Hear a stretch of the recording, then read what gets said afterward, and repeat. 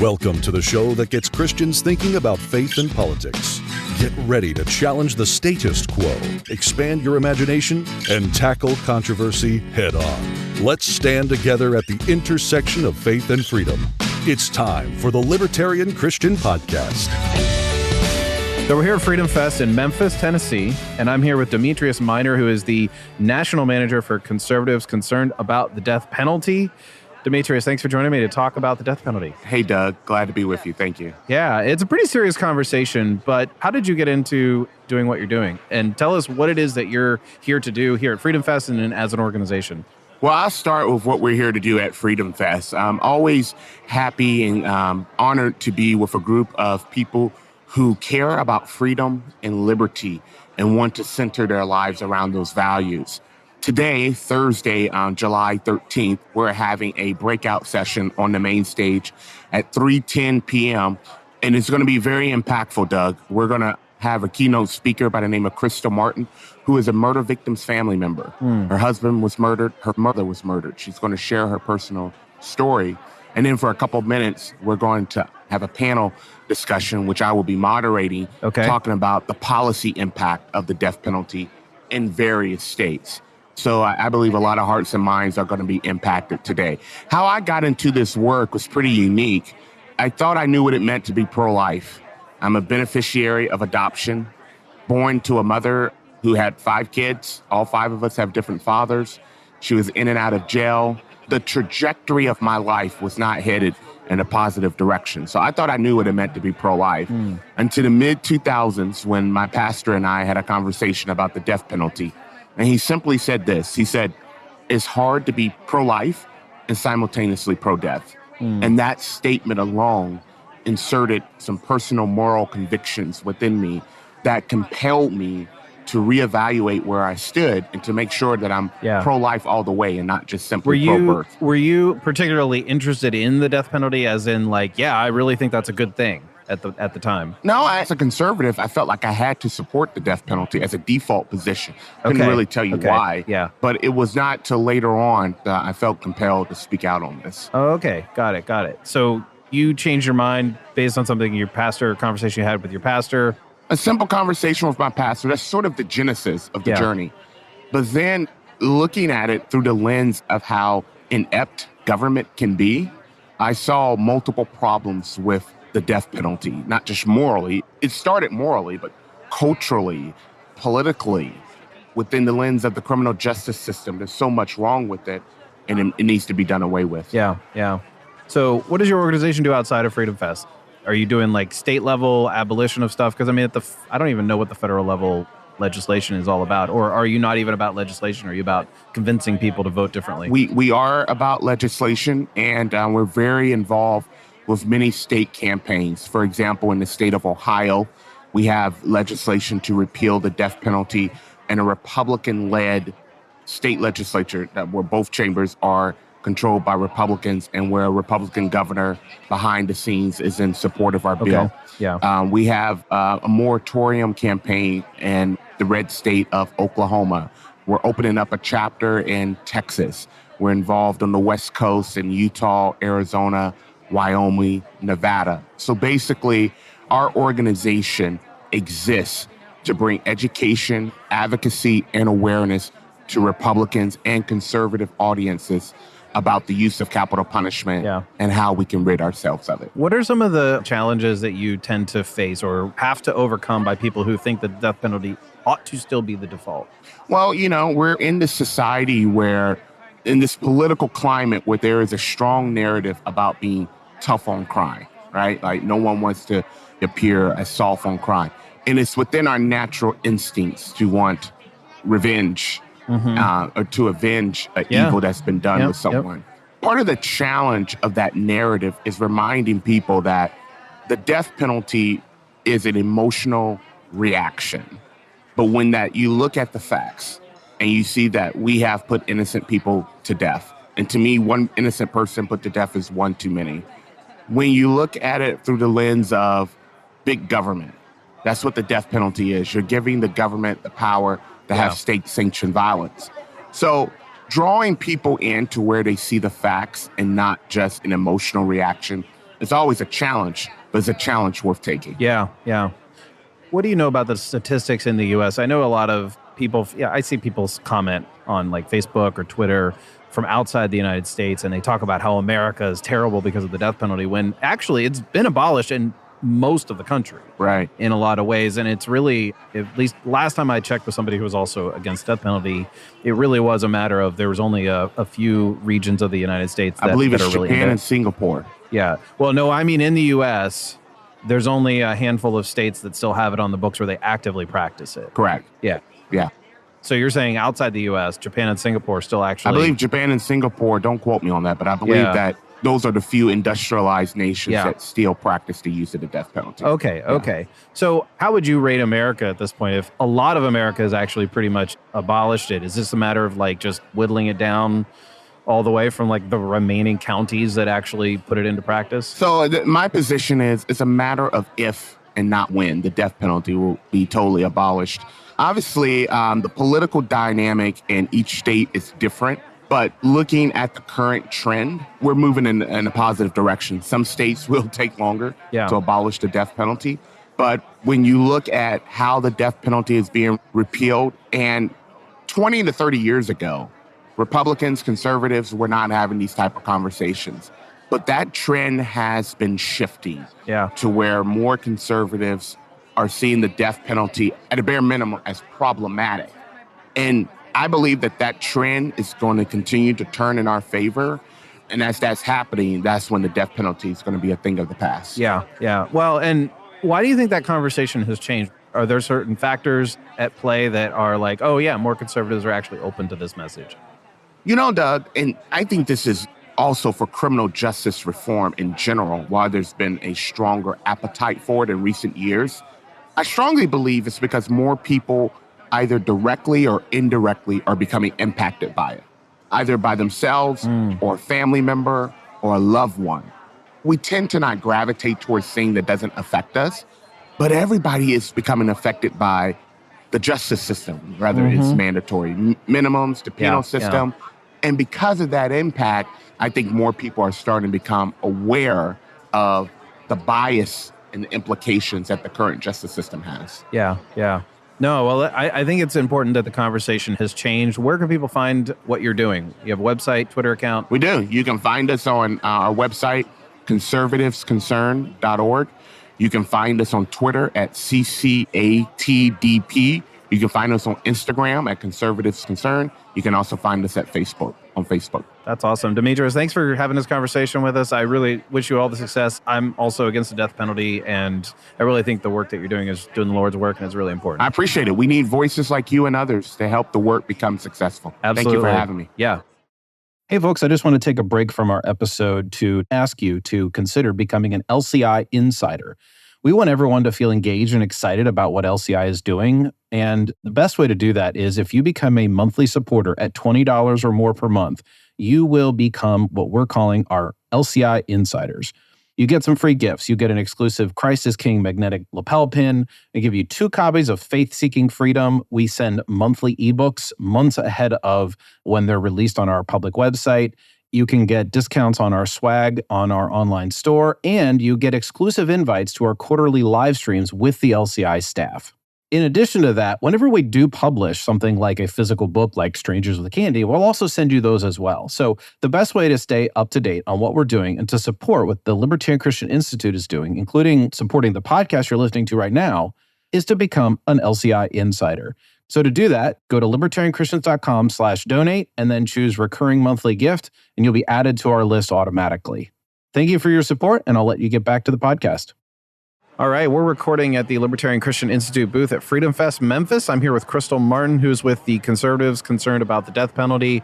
Crystal, thanks for being part of this conversation. Thank you for having me. I really appreciate it. Yeah, you know, a lot of conservatives are very much in favor of the death penalty. So I think the title of the organization is kind of useful because it gets people being like, wait, I thought conservatives were not concerned about the death penalty, or maybe concerned in a very different direction. So what is conservatives concerned about death penalty? What's the main mission, and how do you try to accomplish that? We try to help educate others about what the death penalty actually is. and the impacts that it has on other people in order to repeal it in different states. Yeah, yeah. What's the one main misconception that people have about the death penalty that, I mean, we know what it is. It means, you killed somebody, we kill you kind of mentality, but it's probably more complicated than that. I think that one of the main arguments that I've ever faced was that biblically it is punishable through the Bible to have corporate punishment. Okay. Yeah. So you were telling me before we got started that you are a victim of family members who've been murdered? Yes. Yeah. Yes. Do you want to share a little bit about that? Yeah. So in 1993, my mother was kidnapped, raped, and murdered after she was at work. And it took us about 2 weeks to find her. And then in 2014, my husband was shot and burned in a fire pit. Oh, wow. Wow. So that must have had a pretty interesting effect. I mean, how did that impact you in terms of justice? So it really opened my eyes to a lot of things. As a child, I really didn't understand the judicial system. And then as I grew up, I became a child in the justice system because I was acting out in behavioral ways because of the trauma that I had already faced. And so when I was an adult, I decided that I was going to go to criminal justice school because I really wanted to understand everything. I wanted to understand a criminal mindset. I wanted to understand how the justice system works. And then I wanted to help others in the juvenile detention centers and become a case manager for them. And then I started doing some research on restorative justice and the death penalty. And I figured I was the best person to start understanding restorative justice and go through a victim offender dialogue with both offenders and realize that my feeling as a child and through my faith was right on the money as far as, it wasn't a social standard where I believed that the death penalty should be intact. It was actually that I didn't understand why people had the right to choose when another person died. And understanding it through the criminal justice sense, I realized, how does man have the ability to choose when we're all sinners? So it was really been a huge learning experience for me in order to start talking about it and have a voice. Yeah. So your experience obviously has primed you, prepped you to be at a critical advocate for being against the death penalty. But I would wonder if some people would think, well, wouldn't you want justice by having someone just face the consequences of their actions? You said that who are we to decide when this perpetrator dies, right? Yeah. And I would say, well, he did. When he committed that act, that would be one particular comeback to that, would be he decided that he submits to whatever the laws are. And when he wants to commit this act, I assume these are both male, so I'm saying he for that sake. But what is the response to that and say, well, he actually gave up the right to decide when he died, when he committed or they committed these atrocious acts? What I usually tell people is, I would like you to put yourself in my shoes. I had 2 family members removed from me by another person's choice and actions. But if the shoe were on the other foot, would you like to lose a family member of yours? I really talk a lot about the cycle of trauma when it comes to criminal offenses such as homicide. Right. Because it doesn't only impact the victim's family, but it really impacts the offender's family too. So, yes, we're suffering because we've lost somebody forever. And yes, we want justice, but not in that kind of way. Our grief process brings out that anger. And a lot of times people think, okay, yeah, I do want justice. I want them to die. Yeah. But then when you take a step back and you really start understanding, you're like, okay, well, how is it fair for me to take this other person's family member away from them? Like, it is not right for me to do harm to the offender's family either. Yeah, no, that's true. You were talking about the restorative justice piece, and I want to talk about that. It seems that, and I am with you on that, it seems that that is a healthier resolution to the issue of violence or even just any sort of aggression or violation of rights than is mere tit for tat, eye for an eye kind of ethic, right? Right. So how was that process for you to impact how you were able to, I mean, I'm assuming you went through a process of forgiveness, like a whole lot of stuff, right? Yeah, it was huge. So my restorative justice experience, it was, well, I was doing my project for school and I was like, wait, what? Restorative justice, all the stuff that I'm reading about, there is no way that it's going to help somebody actually heal from a victim standpoint. So I ended up calling the state of Wyoming and I was like, hey, I'm the perfect person to experiment this on. I want to do the restorative justice program. And so they were able to get it for me. And we did a preparation process. And I actually started understanding a lot of the crime and how it impacted me by asking open-ended questions. And then I started to have open-ended questions about the offender and how it may have impacted him. And it wasn't until we did the face-to-face that I was able to have that strength to stand up. It was better than the victim's impact statement that I've ever had to write, but it was 2.5 hours of me being able to explain the impacts that it had on my life, on my children's life, on my family's life, you know, my dad especially. So it was one of those things where I found my power. I no longer had to have fear. Yeah, right. I'm just kind of curious, is that moderated by somebody? Like, is there a therapist there? Is the conversation moderated or is it more like open-ended, but there's someone there to be referee, I guess? I don't know. There's somebody there. They're called mediators, but they are kind of there just to referee. So if something starts getting out of hand, they kind of bring it back on track. Yeah, okay. But we didn't have to have that a whole lot. It was really just a conversation. And any time that I would find analytical talk, I would bring the person back into the conversation with me. Yeah. And it was just really nice to have almost that backup person support you through this. How did the meeting conclude? Honestly, it concluded by me crying for the person. I know that's not the same for everybody, but being able to understand that as a person, I would be just as guilty of committing sin.